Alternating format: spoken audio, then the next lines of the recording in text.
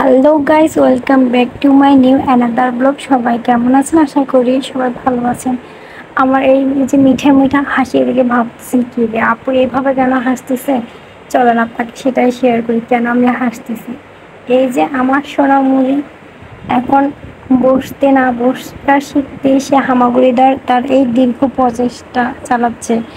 আমার সামনে আবার নতুন একটা স্টেপ পেয়ে যেতে হবে। তো আমি ভাবতেছি যে তো লং টাইম ভিডিও করতে পারছি না বা সুযোগ সাপেক্ষে করা হচ্ছে না। তো ভাবতেছি স্টেপ বাই স্টেপ ডেইলি আমি আমার মেয়ের ব্লগগুলোই করব, কারণ সে যেহেতু 6 মাস একদম শেষের দিকে চলে এসেছে। তো সে হামাগুড়ি দেওয়ার চেষ্টা চালাচ্ছি ইদারিং। তো আমি ভাবতেছি বসে থেকে এই ভিডিওগুলো মেক করে আর সেগুলো কি হয়েছে বলো। বলো তুমি কি বলবো, বলো আমাকে বলো। বলো, হাসলে তো হবে না, হাসলে তো হবে না, কি বলতে চাও বলো। বলো কি বলতে চাও, তুমি উঠতে চাচ্ছ? আমি তো তোমাকে এখন উঠাইতে পারবো না শোনা, একদম উঠাইতে পারবো না, তোমাকে শুয়ে থাকতে হবে। না না, হাসি মুখে আমাকে পটাইতেছ। আম্মু তো পড়বে না, অরিন তো এখন উঠবে না। এ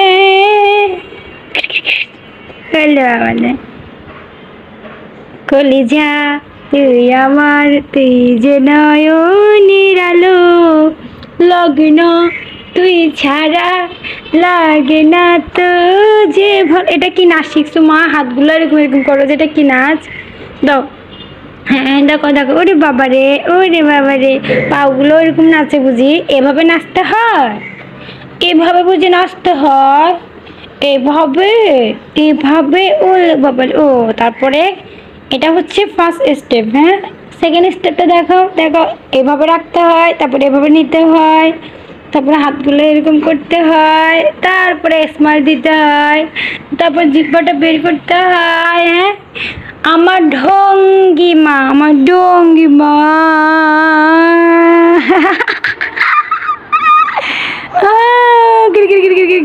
এখানে আজকে প্রথম ফ্লোরে বসাইছি, সে যে কি পরিমাণ খুশি হয়েছে যে আমি তাকে ফ্লোরে বসাইছি।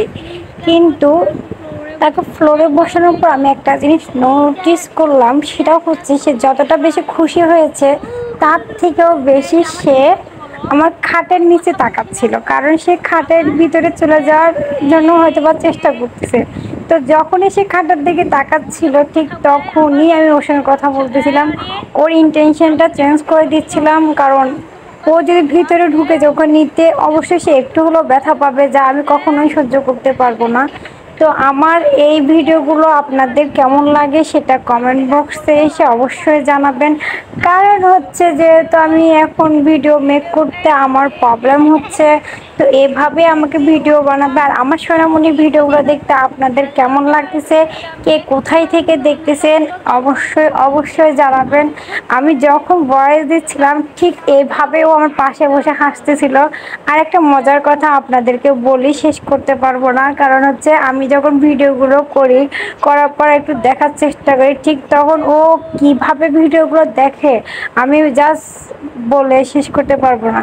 খাটের মধ্যে বসানোর পরে সে আবার কি শুরু করছে আপনাদেরকে আমি একটু দেখাই, আপনারা কন্টিনিউ ভিডিওটা করতেই থাকেন। আমি আবার আপনাদেরকে একটা জিনিস বলতে চাচ্ছি, সময় সবারই একটা সময় খারাপ যায়। আজকে যারা ভাইরাল হয়েছে, আজকে যারা মান্থলি একটা ইনকাম করতে সেখান থেকে ফেসবুক প্ল্যাটফর্ম থেকে মানে তাদের হিস্টোরিগুলো চেক আউট করে দেখা যাবে প্রথমটা শুরু সবার এত ইজি থাকে না। সবাই কষ্ট করে আজকে স্বাবলম্বী হয়েছে, আজকে সফল হয়েছে, হয়তোবা কোনো একদিন আমরাও হবে, এই আশায় আমরাও দিন গুনতেছি। তো যারা ভাইরাল হয়েছেন, যারা বড় ক্রিয়েটর, আমাদের ছোট ছোট পেজগুলোতে একটু সাপোর্ট করেন, পাশে থাকবেন। আর আমার ভিডিওটা কেমন লাগলো অবশ্যই কমেন্ট করে জানাবেন, লাইক কমেন্ট শেয়ার করতে ভুলবেন না। আর আমার ছোট্ট মনির এই যে ডেলি কাজকর্মগুলো কেমন লাগতেছে, তার একটু একটু করে বেড়ে ওঠাটা আমি এগুলো স্মৃতি হিসাবে রেখে দিব, তাই আমি এগুলো করছি। আর আমার মেয়ে তো মাশাআল্লাহ কি বলবো, সে বসাটা শিখছে, জাস্ট কিছুদিন হয়েছে, তার মধ্যে সে হামাগুড়ি দেওয়ার চেষ্টা। তো সবাই আমার মেয়ের জন্য দোয়া করবেন, সবাই ভালো থাকবেন, সুস্থ থাকবেন, এই আশায় ভিডিওটা আমি এখানেই শেষ করছি। আর অবশ্যই অবশ্যই আমার মেয়ের জন্য আপনারা দোয়া করতে ভুলবেন না। আমার ছোট্ট মনের হাতগুলো আমি এভাবে দেখাচ্ছিলাম, ওর হাতগুলো না মাশাআল্লাহ দিল, ওর বাবার মতোই সুন্দর হয়েছে।